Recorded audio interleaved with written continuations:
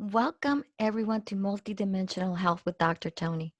I absolutely love supporting people who are motivated to improve their health and overall well being. Thank you for sharing your time with me today.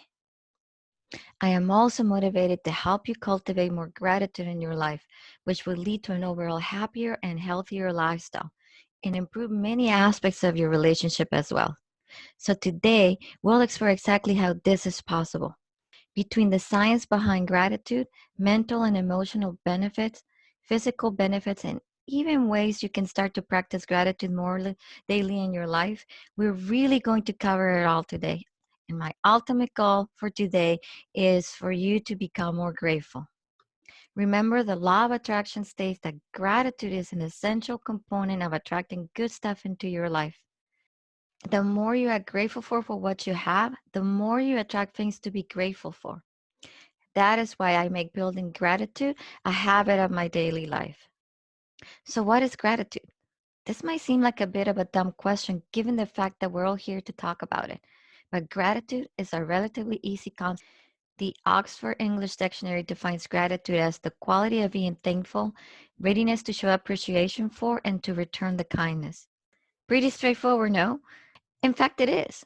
The only place where the confusion arises is when we develop contrasting understandings of what deserves or requires our gratitude. The ability to express gratitude freely is something a significantly high level of people struggle with, and the unfortunate consequences of model belief systems and lack of personal expression have led to gratitude sinking further down on the list of relationship priorities. With influencing factors including culture and upbringing, life experiences, and core values, it's understandable that one person's definition of what elicits an expression of gratitude in any context will differ greatly from another. It is also easy to dismiss missed opportunities of expressing thanks or performing acts of kindness, since today's world has unfortunately become almost too busy to assign much importance to them. But gratitude is important. So important, in fact, that scientists now consider it more than just an action. Gratitude is now considered by science an actual positive emotion. The effects and impacts on which on overall mental and physical health have been studied much more closely than just gratitude by itself. The many different understandings, definitions, and expressions of gratitude make it difficult to measure on a scientific scale. Yet neuroscientists have discovered ways to measure levels of the hormonal responses in areas of the brain which are stimulated by and during the act of gratitude. This has allowed us a closer look at the psychological and emotional benefits of practicing gratitude, something which before might have seemed slightly intangible. Oxytocin is nicknamed the happiness hormone because of its association and release during sensations of happiness or intense satisfaction. It's produced by the hypothalamus and secreted by the pituitary gland, and also plays a crucial role in childbirth process and helps with male reproduction. Completing an act of gratitude is just one of the more casual ways this is released. Another great thing to note about oxytocin is that it directly counteracts the fight or flight hormone, directly affecting and reducing stress levels. The very nature of neuron responses in the brain means that it's through repetition and familiarity that the patterns associated with gratitude and oxytocin release become strengthened, forging lasting pathways for its transmission. As such, this enables us to have a more reliable baseline supply of oxytocin or any behavioral associated hormone, which over time causes the gradual increase in overall contentment and happiness. Another feel good chemical which the brain releases during acts of gratitude is dopamine. Dopamine turns on our brain's learning centers and allows us to feel more energized, motivated, and content with our present situation. This, in turn, leads to a heightened levels of concentration, which causes higher levels of productivity and thus increases overall work-related success and happiness. Are you starting to see now how all of this is interlinked? Our energy levels are directly linked to the amount and quality of sleep we get. And so the impact of gratitude on sleep quality should be analyzed more closely. A recent study found that in the moments before falling asleep, grateful people are less likely to think negative and worrying thoughts, and more likely to think positive thoughts. The impact this has on overall quality and duration of sleep and subsequent energy levels the following day is significant, as negative thoughts are linked to disturbed sleep, dreams, and even lower physical functioning and cortisol production during sleep time. Dopamine is also considered the most important chemical reaction in the body when it comes to initiating action. That means increases in dopamine levels occur when a surge of adrenaline makes you take action for the first time on a long planned project. It's what makes you feel more like getting up and doing things. It is the brain saying, okay, let's do that again. It is also important to consider energy in terms of more than just how active we are on a daily basis. Everything we are and do is energy. We simply manipulate this depending on what we want to achieve, where we are, and how we want to interact with people. Gratitude maximizes the value of our energy, and so it can often produce an uplifting effect. Considering how we spend and use our energy is important if we are to assess ways to put it to better use through expressing gratitude and thanks. It is this boost of positive energy that might cause your small act of gratitude to multiply and transform into a more positive day. A study on positive psychology observed how high states of coherence associated with sustained states of gratitude cause DNA strands to unwind and lengthen, while fear, anxiety, frustration, and stress cause DNA to tighten, become shorter, and switch off many of its codes. In the first case, the excess energy which is required to do the tightening and shortening of strands is not being used on these outlets, and so additional energy remains to be used in a more general capacity. The lengthening strands of DNA correspond to the sensations of feeling more relaxed, releasing tension, which has many scientific and energetic possibilities. As Penny Pierce asks in her book Frequency, the power of personal vibration, might this cause your DNA to evolve beyond disease and aging as we know it? This is a large assumption that gratitude can make us immortal, and yet there is definitely some correspondence between lower levels of disease and heightened energy levels which gratitude causes that could contribute to overall longevity. There are many benefits of utilizing gratitude as means of therapeutic intervention for many common mental and emotional disorders. When consciously chosen above other, less happiness inducing habits, gratitude as a practice has extremely healing qualities that allow the practitioner to engage with the feelings of contentment, balance, and satisfaction in the moment. When done steadily over a period of time, this gratitude has been scientifically observed to positively impact these conditions. Expressing gratitude for gifts, favors, or even just another person's presence can help increase attachment and encourage closeness. People who do not express gratitude, conversely, are sometimes resented by others, causing a downward spiral of negative and harmful emotions. The practice of selflessness, whether by nature or by intent, to stop ruminating thought patterns that coincide with the likes of depression and anxiety, ultimately has the effect of taking the person from the preoccupied thoughts in the head stuff and into a physical body and immediacy of their reality. One really interesting thing about gratitude is that it doesn't just affect our immediate reality, it also has the capacity to impact our memories and past experiences. And this is not because gratitude has the capacity to change our past, but think about it. Remembering something in a resentful manner, you conjure up feelings of hurt, anger, and can very often slip into the mood of playing the victim of whatever the situation was, even if it may not have been specifically intended for you. By shifting our perception to understand the same situation with a different viewpoint, one of gratitude for the experience of those feelings, emotions, or life lessons, we can automatically make peace with the issue and successfully use our newly gratified memories of the moment and move forward from a place of knowledge and learning. Inevitably, this newly found acceptance and acknowledgement of whatever situation makes it easier to let go, and by doing so, we can improve our levels of happiness. Another major area of study involving the benefits of gratitude surrounds the impact it has on our relationships with others. And this is not limited to romantic relationships, but a lot of studies have been done with married couples.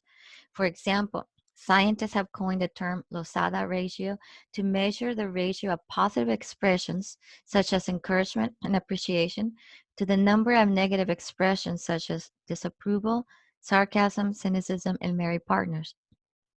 In the study completed, it was found that the more satisfied and longer lasting marriages were those with a positive ratio above 5.1, meaning that for 5 positive expressions, there was 1 negative.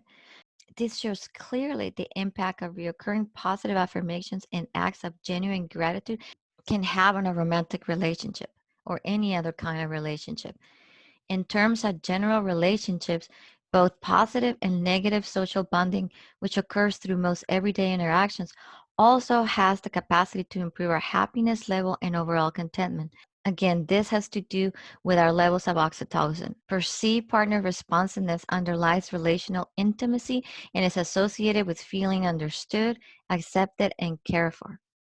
As Rees and Clark assessed in their 2004 study on human intimacy, it is an important situational trigger for feeling gratitude upon receipt of a benefit, which in turn generally elicits a response from the receiving party to reciprocate in similar gifts. In simple terms, it just means that the receipt of gratitude is stimulant to give more gratitude, as it results in the receiver feeling more value and more appreciated.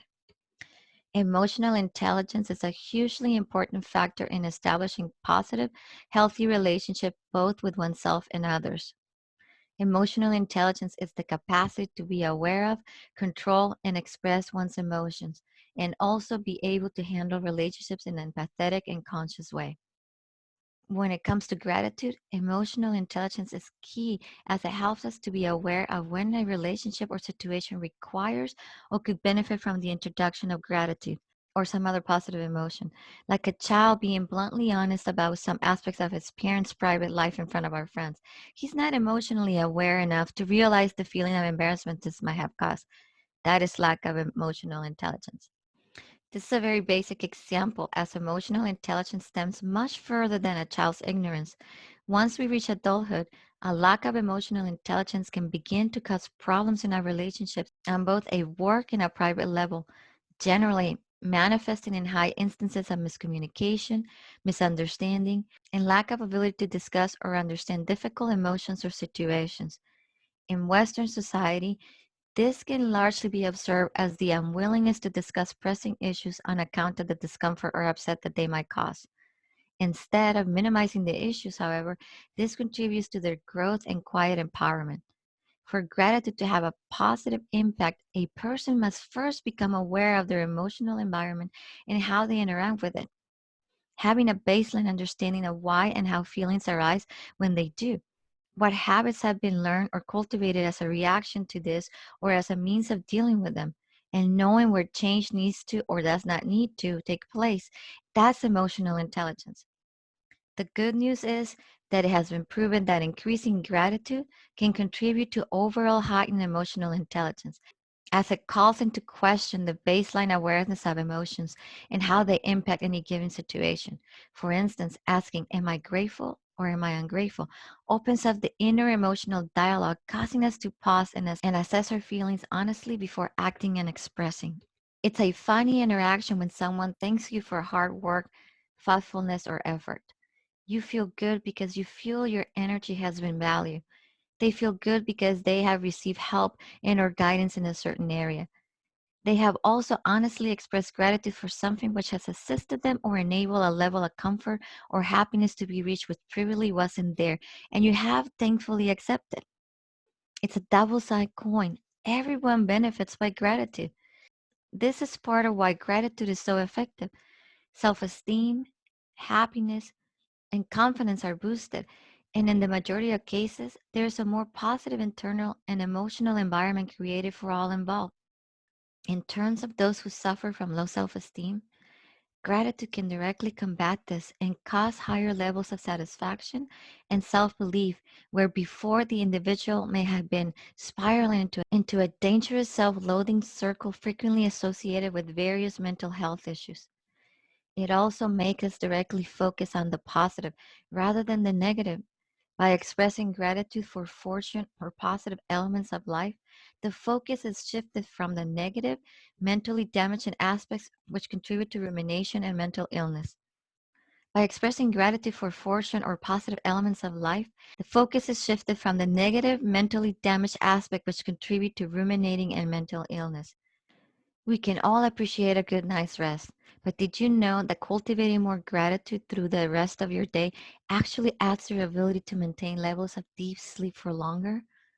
By accessing the positive side of life in our daily experiences before we settle down to sleep, we are automatically inviting a more settled and satisfactory ability to access and maintain deeper levels of sleep. A study found that gratitude is uniquely related to total sleep quality, subjective sleep quality, sleep latency, sleep duration, and daytime dysfunction. This study states pre-sleep cognitions mediate the relationship between trait gratitude and sleep quality. When falling asleep, grateful people are less likely to think the negative and worrying thoughts and more likely to think positive thoughts. This means that the way we spend our fine and waking moments before bedtime, or in a mental or physical capacity, have a considerable effect on the quality of sleep we then receive. Have you ever felt overwhelmed at the prospect of plans changing last minute? Even if it's just the slightest little adjust to a schedule, it can sometimes be easy to lose tempers and let frustration win the emotional battle that go along with new situations. Along with emotional resilience and awareness, gratitude also allows us to cultivate an ability to adapt to changing and challenging situations when they arise. By learning to cultivate an attitude of gratitude to life and to the world in general, we can slowly start to become more aware of the pleasures and positive sides to almost all situations. It might sound like you're coming across as it might sound like you're coming across as overly passive, but it's definitely better than getting stressed when plans change. Gratitude isn't just applying positivity and narrowing down on what you're grateful for in any given moment. You really get to extract the beauty in the surroundings and the circumstances, no matter how small or irrelevant it may seem. As Ian Lawton states in his blog, adaptability is key to change, and gratitude is key to adaptability because you see the gift in every time and place. As change is the one constant any of us have in our lives, I'm sure many of you will resonate with this. However irritating you might find the phrase attitude is everything, it is so important if you're determined to cultivate more positive emotions and experiences in your life. The way we perceive a situation or set of challenges is ultimately the way things will manifest for us in our realities. Gratitude helps us focus on the positive elements and allows us the opportunity for growth. And the more we practice this mental shift from problem finder to grateful experiencer, the easier it becomes. This is linked to the neurological processes which occur in the brain when a new idea or practice is formed. The neurotransmitters are redirected from their habitual path or patterns and are helped along a new path, the path of gratitude. The more we do this, the more familiar they become with the new path, and so the easier it becomes to instinctually go that way instead of returning down the damaging path practiced before. In terms of productivity, this ability to repattern our thought process is so important to concentration and productivity levels as it allows us to ensure we are in the right frame of mind in which to carry our tasks. This is also linked to emotional intelligence. As to redirect the thoughts and emotions, we must first be aware of them and acknowledge their impact on our work. It's only then that positive changes can be implemented and carried out. Suppressing or neglecting to acknowledge emotions is a damaging habit to fall into, and this includes gratitude. The act of suppressing feelings and emotions automatically belittles their existence and forces us to function on a lower level of awareness, as honest and authentic emotions get silenced or ignored. Whether directly or indirectly, this will impact the quality of your relationships and overall happiness. If it occurs over time, the suppressed or neglected emotions will find other ways of manifesting themselves into your life. And this can happen in a variety of extremely creative and crafty ways. When the emotion is not processed and digested by the mind or the body, it must go somewhere. It might not immediately present itself in the form of one obvious emotion or another, but gradually over time, the suppressed feeling will find a way into your life. As an example, we can look at a father with a serious case of past trauma in his life that has not dealt or accepted with his issue. The hurt, confusion, and negative feelings which this memory evoke in him are awakened when anger or other difficult emotions emerge in his everyday life, such as the time his kids do something wrong or a stressful workday, which causes him to become irrationally angry and act in potentially damaging ways. There are ways to help the stuck energy generated by suppressed emotions to move again. Things like getting active, moving your body, journaling, and talking with someone close to you can have a positive impact. Showing gratitude and practicing every morning to start your day the right way is one of the most effective ways. Gratitude and our natural inclination to practice it is hugely influenced by conditioned beliefs. For example, the embodied beliefs, attitudes, and practices we unconsciously exhibit, which occur as a direct result of the environment, culture, and social situation in which we are brought up. Any norms which are associated directly with a social group, such as family, peers, school, or another form of formal or informal education, are usually the most impactful on young children. Given that between the ages of 0 to 6 is when a child's ability to absorb and digest information and experience their surroundings is at the highest, it follows that the environment we are exposed to during this critical stage of our development will have an impact on our core values and belief system. Enter gratitude. If, for example, a child raised in a wealthy family was brought up not needing to say please or thank you for any casual interactions in the home, it is more likely that he or she will have issues expressing and understanding gratitude as they get older. Whereas a child brought up in a society where giving thanks and gratitude are cultural norms and even practiced religiously will be more likely to feel at ease with expressing themselves in this way. And as such, may cultivate stronger, lasting relationships. Conditioned beliefs also elicit conditional responses. Responding in a certain way to external events, which may or may not be rational, can also be problematic to gratitude expression. Over time, as the conditioned person becomes slowly more self aware and able to differentiate between his or her patterns and the realities of how best to act and react in certain situations, it slowly becomes easier to rectify any irrational beliefs. Gratitude is one of the easiest places to start. What I discussed about gratitude thus far suggests that yes, gratitude can be cultivated and introduced into our lives in its absence. But wouldn't it be easier if we taught our kids the value from it from the beginning? Gratitude is associated with higher level of happiness and peace in kids, while also contributing largely to overall positive youth development. This directly corresponds to positive familiar relationships and greater understanding of peer groups, and it is not difficult to see the potential benefits this could have on the society as a whole. Introducing kids to practicing gratitude from a young age will help cultivate future generations of more self aware adults with the ability to create and maintain stronger, more fulfilling relationships. Various kinds of gratitude practices also impact different areas of youth development, such as moral gratitude and life orientation gratitude. The potential for young people, in particular, to use gratitude as a means of contributing to society and instigating higher levels of positivity and motivation among peer groups is outstanding. A study found that being grateful goes beyond young people simply having good manners. It is a deeply ingrained means of communication and expression, which benefits the individual as well as society as a whole. There are some straightforward ways to start teaching your kids the value of expressing gratitude. First, it is important to remember that children learn by example. This means that if parents and caregivers are already strong in their gratitude practices and beliefs, there is a much more likely chance of children learning from what they observe rather than learning something because they are told to do it. Generating an attitude of giving can be done by such simple acts as writing thank you notes to relatives, as well as thanking your child regularly for completing chores or everyday tasks.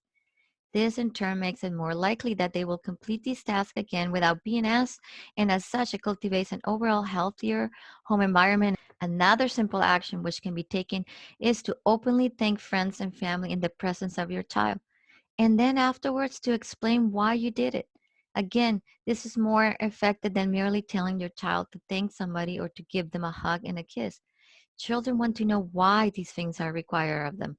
So make sure you can do this before instructing them. The same goes for other gratitude practices. Make sure you explain and give a reason why. It will make a difference.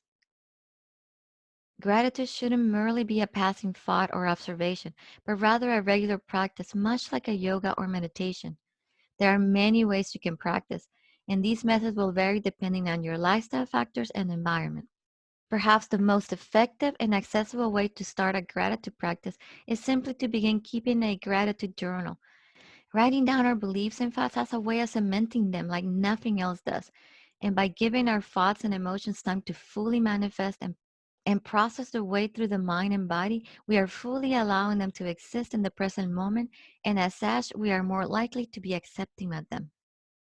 Solidifying beliefs and teasing out our truth and meaning behind them starts from a place of certainty, which we can write about and begin to keep track of with daily journaling and gratitude practice. For anyone wondering how to start a journal practice, it's fairly straightforward. Get a journal, get a pen, open it up, and start writing. 10 minutes a day out of a hectic schedule can change the way you view the hectic schedule entirely. Giving your emotions and thoughts priority for these few moments is so important, not just for gratitude practices, but also for countless other mental health issues.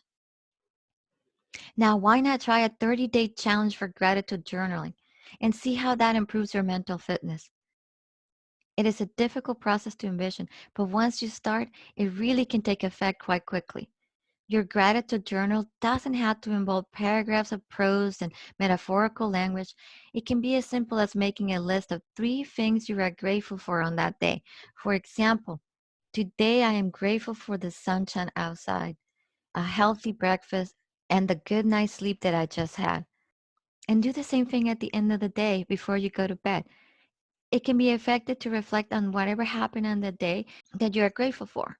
For example, today I was grateful for a coworker's compliment, the bus was on time, an hour of reading of my favorite book before bed. These small observations have a massive impact on your overall happiness and encourage a better quality of sleep. Also, it might help if you write the why behind what you're grateful for. That will actually increases its effectiveness. That is because when you think about the reason why you're grateful for a particular thing, person, or situation, you will feel gratitude more deeply. The magic of gratitude happens according to the degree of your feeling. So, with each item on your list, write the reason why you are grateful for it. Now, you can start simple. It works if you just start by listing the 3 things that you are grateful for. And as time goes by and you're more comfortable with the process, then add the why behind each of the items on your list. Voicing our gratitude isn't quite as straightforward as acknowledging it. As we already discussed, many people struggle to express emotions in the simplest of circumstances, let alone recognizing the often vulnerability sensation of gratitude.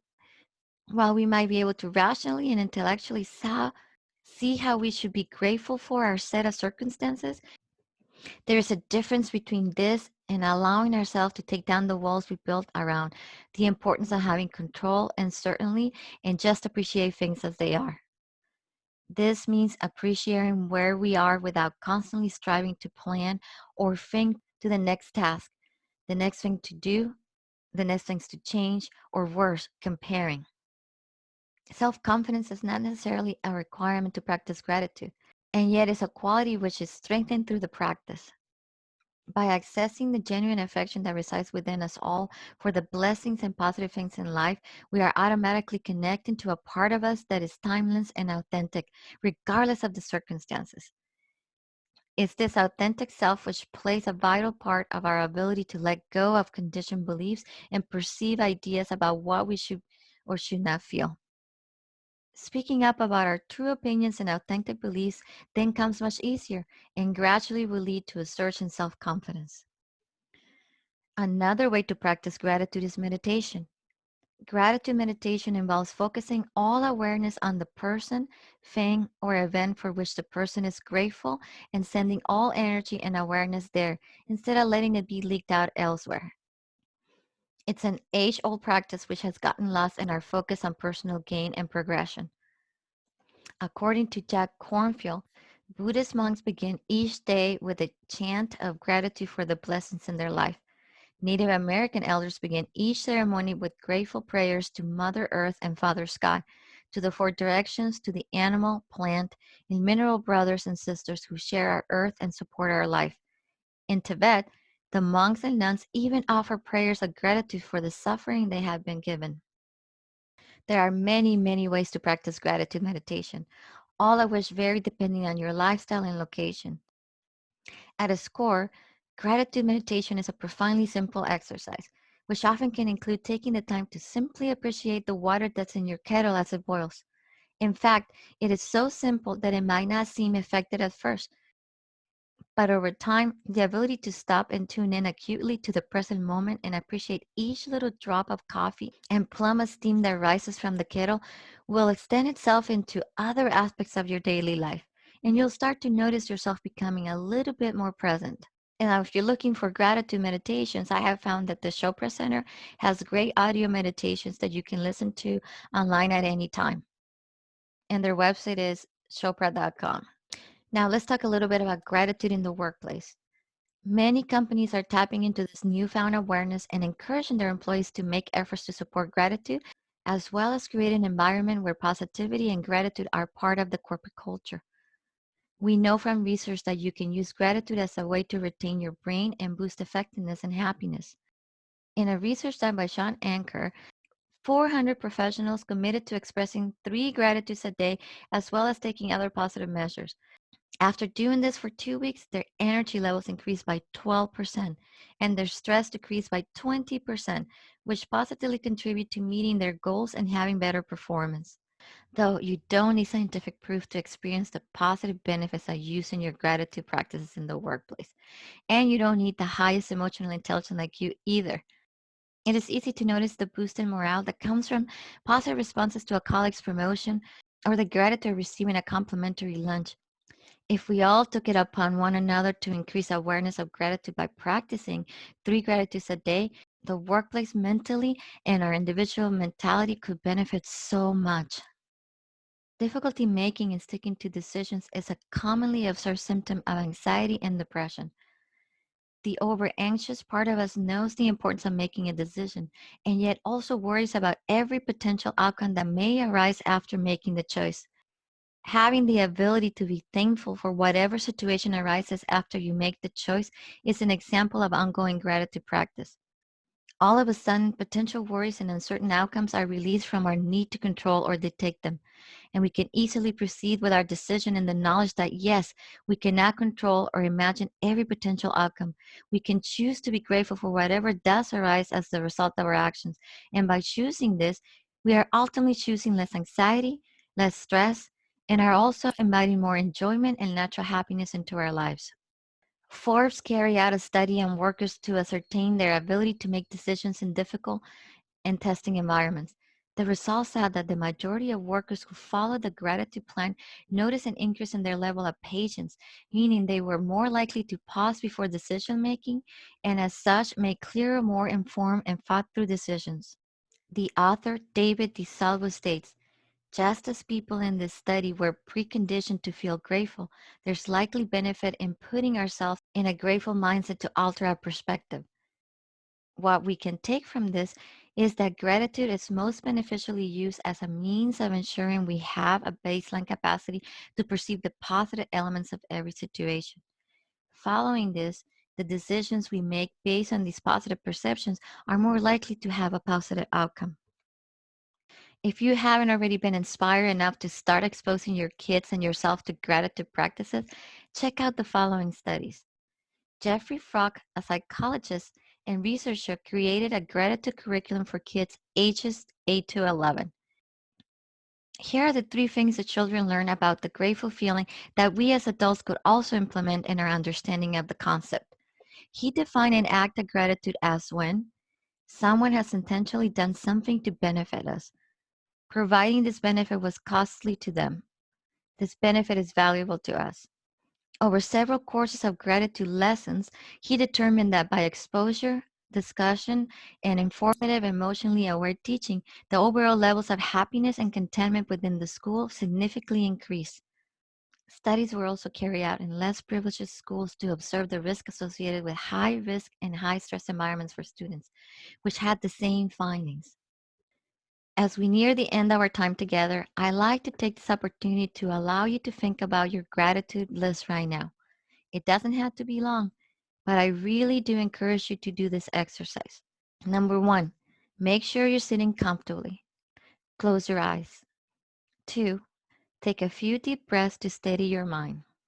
Now take the next 10 to 15 seconds to think about three things you are grateful for in this moment.